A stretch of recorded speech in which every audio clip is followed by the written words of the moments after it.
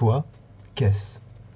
Les spécialistes du chalumeau, les casseurs de bateaux, les cueilleurs de thé à Ivoa, les marchands de pieuvres à Rio de Vigo, les porteurs de charbon à Dhanbad, les planteurs de cacao à Itabuna, les ouvriers des hauts fourneaux, les gauchos dans la pampa, les croupiers à Monaco, les maroquiniers chinois.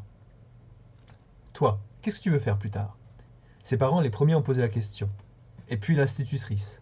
Et après au collège, le conseiller d'éducation. Même les camarades de classe, même les copains de la rue, parfois ça les prenait.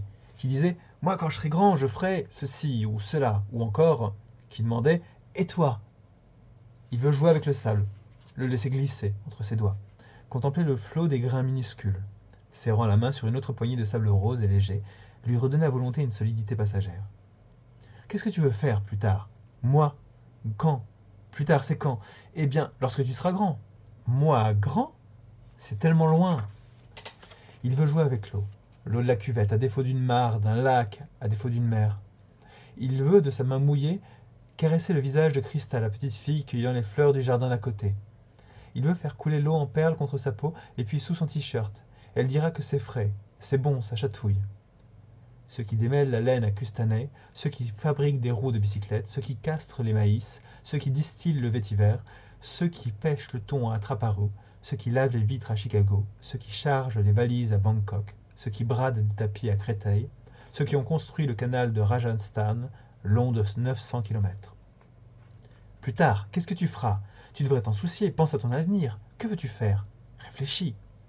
Il veut courir pour rien danser, pour rien chanter, pour rien, quand ça lui plaît. Il veut s'enivrer de parfums, il veut voir se déchirer la brume et des sommets enneigés resplendir dans la déchirure. Il veut regarder butiner les abeilles, guetter le passage des oiseaux migrateurs. Il veut contempler le soir un ciel qui se remplit d'étoiles. Il veut écouter le vent qui sèche le linge. Il agite les drapeaux. Il veut lécher délicatement la crème glacée, pistache framboise dans un cornet en gaufrette. Les tonneliers et les concierges, les garçons de café à Berlin, les briquetiers, les quart-d'heure, les charpentiers, les cireurs de chaussures à Mexico, les repiqueurs de riz au Cambodge, les exposants au rayon bricolage du BHV Rivoli, les vigiles du Crédit Mutuel, les avocats, les ethnologues. Qu'est-ce que tu veux faire plus tard, toi? C'est pour préparer ton dossier. Une fiche avec ton nom, ta date de naissance aussi, le lieu où tu es né, le pays qui est le tien. Il dit « Je serai roi de ce pays, sinon d'un autre, ou penseur, ou poète. » Il dit « Je serai amoureux. » Il l'est déjà. Elle est mince et blonde, elle a grandi. Christa. Il dit « Je serai amoureux d'une fille blonde au cœur tendre. » Elle l'embrasse, elle l'accueille dans son lit. Après l'amour, elle est paisible et rieuse. D'un doigt, il effleure ses lèvres. Elle ne bouge pas. Il dit « Nous deux, un jour, on pourrait se marier. » Elle chuchote que sur les papiers à remplir avant les noces, on inscrit la profession du futur chef de famille. Qu'est-ce que tu veux faire plus tard? Il dit « Tu le sais, Christa.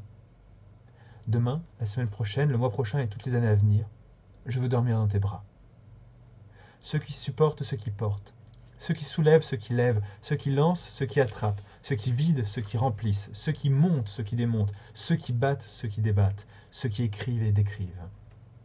On le presse de répondre, on le raisonne, on insiste.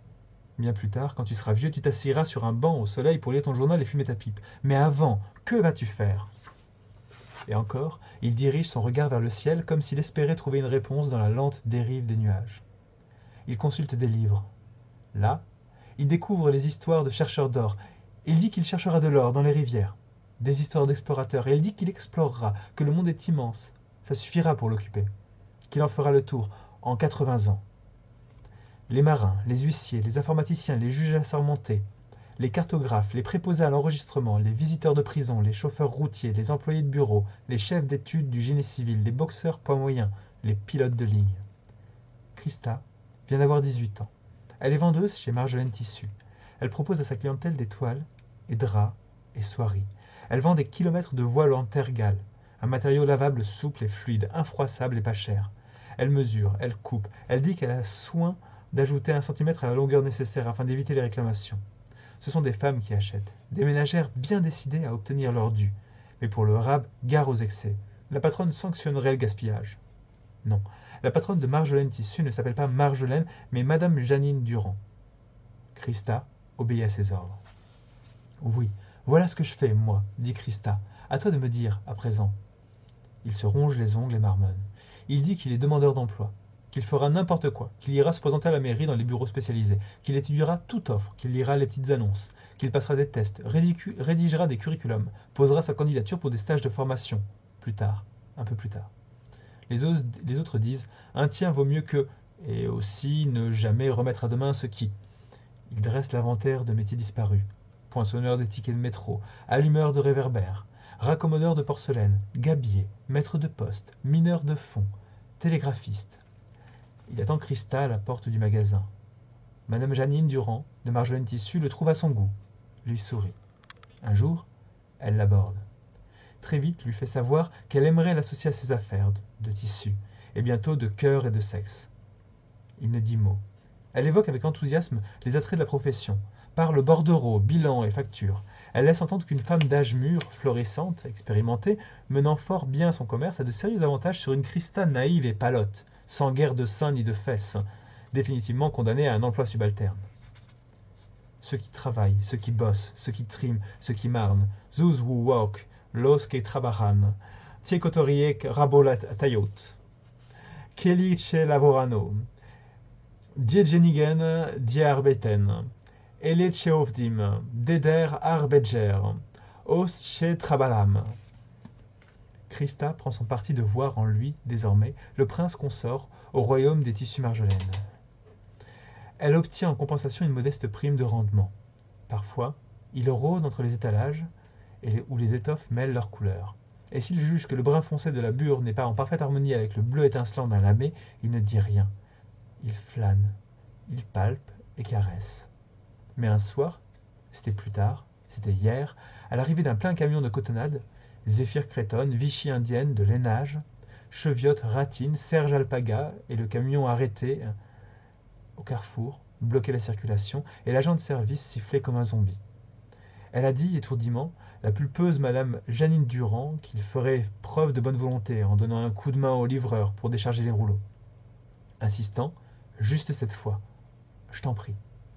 Il a peiné, a transpiré, ses bras sont gourds, ses épaules meurtries, le dos raide, les jambes tremblantes, la tête vide, il s'assoit dans un fauteuil de petit salon d'attente où madame reçoit d'ordinaire les représentants de commerce. Il ouvre au hasard un des magazines posés sur la table basse. Le mensuel, ça m'intéresse. C'est un numéro spécial artisanat, métier et carrière.